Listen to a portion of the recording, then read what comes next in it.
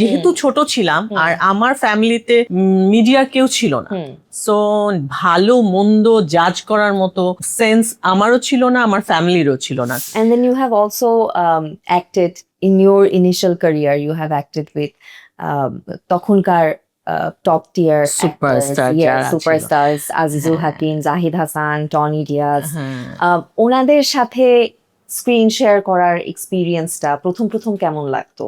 মানে প্রথম তো মনে হতো যে আমি ওই যে আবারও বলছি, যেহেতু ছোট ছিলাম আর আমার ফ্যামিলিতে মিডিয়ার কেউ ছিল না, সো ভালো মন্দ জাজ করার মতো সেন্স আমারও ছিল না, আমার ফ্যামিলিরও ছিল না, কারণ আমরা এটার সাথে একদমই ইনভলভ ছিলাম না।